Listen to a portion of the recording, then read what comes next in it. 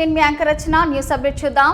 Royal Challengers Bengaluru జట్టు 18 ఏళ్ల సుదీర్ఘ నిరీక్షణ తర్వాత ఐపీఎల్ గెలిచిన ఆనందం అభిమానులకు తీవ్ర విషాదాన్ని మిగిల్చింది. మరి నిన్న బెంగళూరులోని చిన్నస్వామి స్టేడియంలో జరిగిన విజయోత్సవ వేడుకల్లో అపశృతి చోటు చేసుకుంది. మరి భారీగా తల్లి వచ్చిన అభిమానుల మధ్య జరిగిన తొక్కిసలాటలో 11 మంది ప్రాణాలు కోల్పోగా మరో 47 మంది గాయపడ్డారు. ఈ ఘటన యావత్ క్రీడా లోకాన్ని దిగ్భ్రాంతికి గురిచేసింది. మరి ఈ దుర్ఘటనలో మరణించిన వారంతా 40 ఏళ్ల లోపే వారే కావడం గమనార్హం.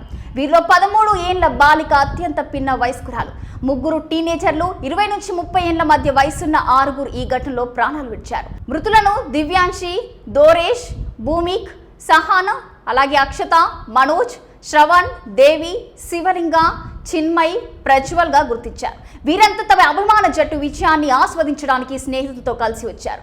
వీరిలో చాలా మంది బెంగళూరు నగరానికి చెందిన వారు కాగా కొందరు ఇతర జిల్లాల నుంచి కూడా తరలి వచ్చారు. ఇక అత్యుత్సాహంతో ప్రారంభమైన సంబరాలు క్షణాల్లో విషాదంగా మారడానికి భద్రత ఏర్పాట్లకు వైఫల్యమే ప్రధాన కారణంగా తెలుస్తుంది. హడావుడిగా చేసిన ఏర్పాట్లు, సరైన ప్రణాళిక లేకపోవడం, అంచనాలకు మించి అభిమానులు తల్లి రావడం ఈ దుర్ఘటనకు దారితీశాయని తెలుస్తుంది. ఇక రాష్ట్ర ప్రభుత్వం విధాన సౌధలో జట్టుకు సన్మాన కార్యక్రమం ఏర్పాటు చేయడం కూడా విమర్శలకు తావిస్తుంది. Governor Thaawar Chand Gehlot, CM Siddaramaiah, deputy CM D K Shivakumar ఈ కార్యక్రమంలో పాల్గొన్నారు. విధాన సౌధ వద్ద ఇక వీఐపీల భద్రతకు పెద్ద సంఖ్యలో పోలీసులకు కేటాయించడంతో లక్షలాదిగా తరలి వచ్చిన అభిమానులను నియంత్రించడానికి చిన్నస్వామి స్టేడియం వద్ద పరిమిత సంఖ్యలోనే పోలీసులు అందుబాటులో ఉన్నారు. స్టేడియం సామర్థ్యం సుమారు 35,000 కాగా 3 లక్షలకు పైగా జనం గుమ్ముగూడినట్లు సమాచారం. వాస్తవానికి భద్రత కారణాల దృష్ట్యా విజయోత్సవ ర్యాలీకి బెంగళూరు పోలీసులు అనుమతించి నిరాకరించినట్లు కూడా తెలిసింది. అయినప్పటికీ కర్ణాటక రాష్ట్ర క్రికెట్ సంఘం జట్టు నిర్వాహకులు కార్యక్రమాన్ని నిర్వహించారు. మధ్యాహ్నం 3:14 సమయంలో హెచ్చరికలు ఉన్నప్పటికీ ఆర్సీబీ యాజమాన్యం విజయోత్సవ ర్యాలీని ధృవీకరిస్తూ ఉచిత పాస్లను ప్రకటించింది. మరి దీంతో స్టేడియం వద్దకు అభిమానులు వెల్లువెత్తారు. ప్రవేశం ఎలా ఉంటుందనే దానిపై స్పష్టత లేకపోవడం, ముందు వచ్చిన వారికి ముందు ప్రాతిపదికన అనుమతిస్తారనే వార్తలు వ్యాపించడంతో పరిస్థితి అదుపు తప్పింది.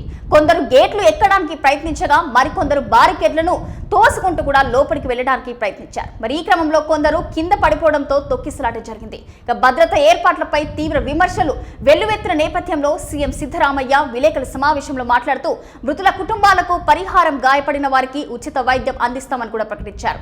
ఇలాంటి ఘటనలు ఎన్నో చోట్ల జరిగాయి. వాటితో పోల్చి దీన్ని సమర్థించుకోను. ఇక కుంభమేళలో 50 నుంచి 60 మంది చనిపోయారు. కానీ నేను విమర్శించలేదు. కాంగ్రెస్ విమర్శిస్తే అది వేరే విషయం. నేను గాని కర్ణాటక ప్రభుత్వం గాని విమర్శించామా అని ఆయన ప్రశ్నించారు. ఇక ముఖ్యమంత్రి వ్యాఖ్యలపై బీజేపీ సీనియర్ నేత ప్రహ్లాద్ జోషి తీవ్రంగా స్పందించారు. కుంభమేళతో దీన్ని పోల్చడం సరికాదు. పోలీసులు అనుమతి నిరాకరించినప్పుడు మీరు వారిని ఎందుకు బలవంతం చేశారు? మరణాల తర్వాత కూడా మీరు సంబరాలు కొనసాగించారా? ఉప ముఖ్యమంత్రి వారిని ఆహ్వానించడానికి ఎందుకు వెళ్లారు? వారు సెల్ఫీలతో బిజీగా ఉన్నారు. సామాన్యులకు ఏమైందో ఎవరు పట్టించుకోవడం లేదు అని జోషి రాష్ట్ర ప్రభుత్వాన్ని నిలదీశారు. కుంభమేళ విషాద ఘటనను సున్నితంగా పరిష్కరించాడని, అక్కడ ఎవరు సెల్ఫీలు తీసుకోలేదని అన్నారు. మరి ఈ ఘటనపై న్యాయ విచారణ జరపాలని, ప్రభుత్వం సమాధానం చెప్పాలని ఆయన డిమాండ్ చేశారు.